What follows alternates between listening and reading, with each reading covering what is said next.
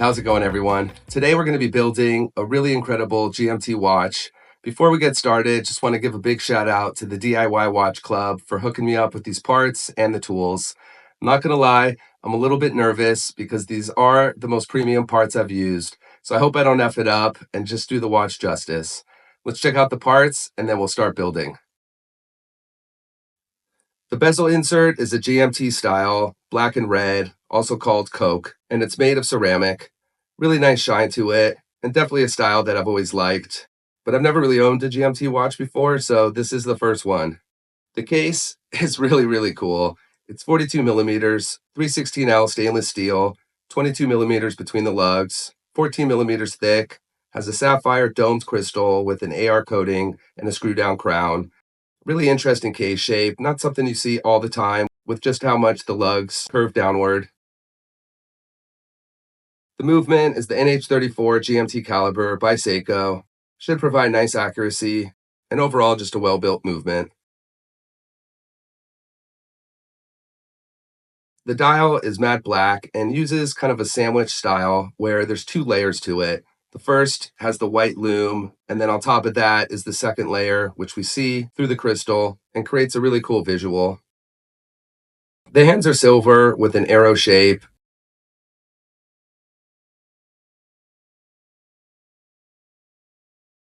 The GMT hand is red, which is kind of the traditional GMT color. So the first thing we need to do is get this little spring on top of the movement, and I'm not really sure exactly what it's for, but I'm going to follow directions and use it.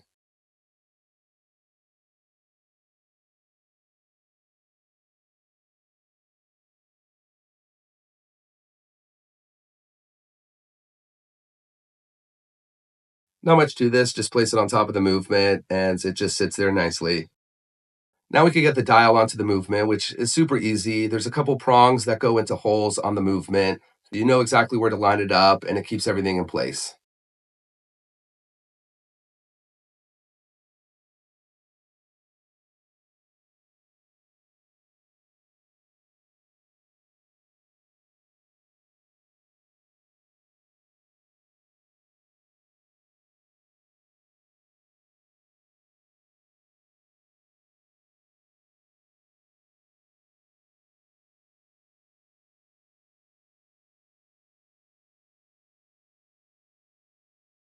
I'm really liking this dial. The matte black looks great, and I think it's good that it's not super flashy. Now that we got the dial on top of the movement, the next step is to install the hands. As far as installation goes, you do the GMT hand first, then the hour, the minute, and finally the seconds. I've actually never installed a GMT hands, so this is going to be a little interesting.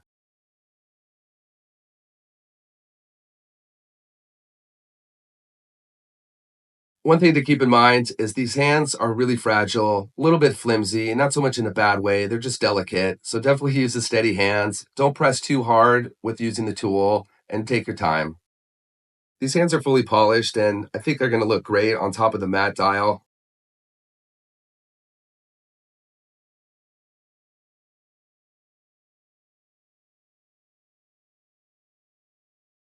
There seems to be a lot of lume, so they should shine bright in dark conditions.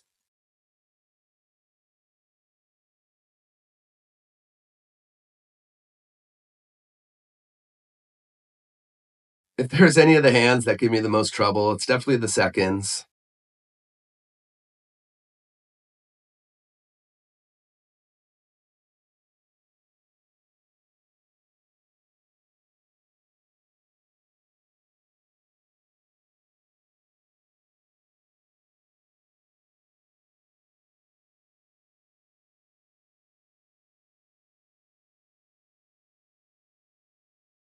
All right, everything is looking good and lined up. That went smoothly, so I'm really pleased. Now we just need to get the case prepped so we can install the movement into it. You just got to use the case back opener, you twist it off, and you're good to go.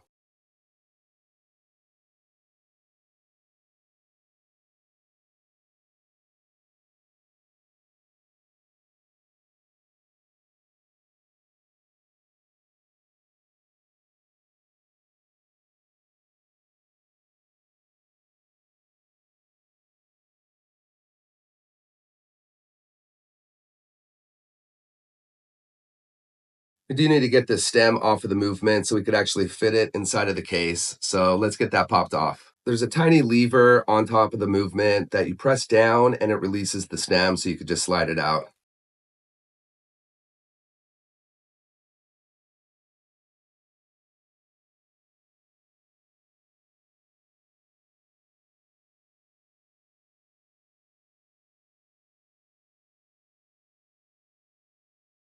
One thing that's really interesting about these parts and something that I haven't seen before is the movement holder is a lot thicker and more robust than one I've used before, so it should provide a lot more protection. You put the movement on top of it so it holds it in place, and then the chapter ring has these two prongs that go into holes to keep that in place, and everything kind of becomes one piece.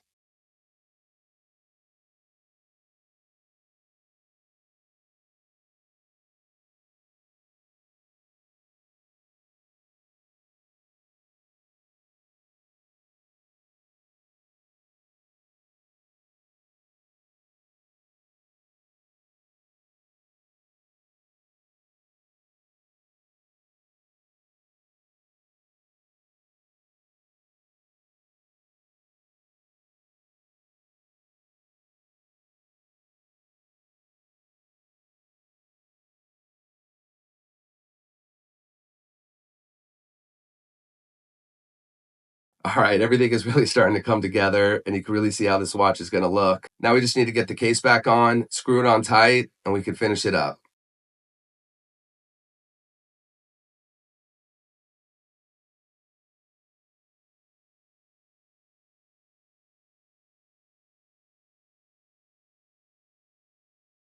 On the bezel insert, there's this little sticker that you peel off, and it has kind of a glue that you stick on top of the bezel so it can stay into place. So let's get that off, install it, line it up as perfectly as we can so it meets the 12 o'clock just right.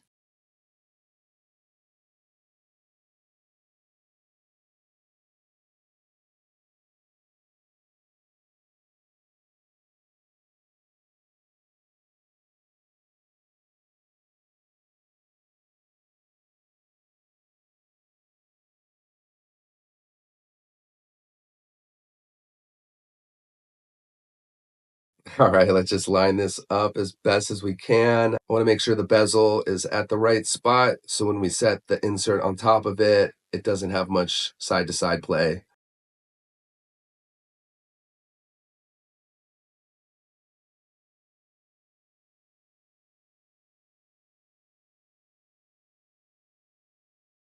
All right, I can't stop smiling. This watch is just looking really, really cool.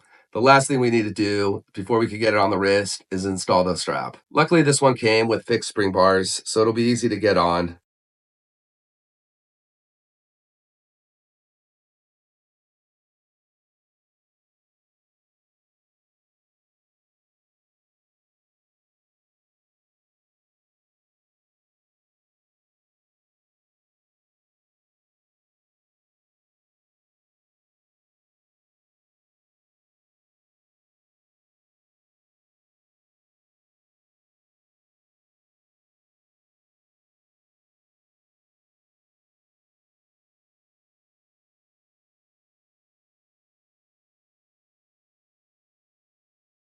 All right, so the moment of truth. How does it look on the wrist? Let's get it on and see how it looks.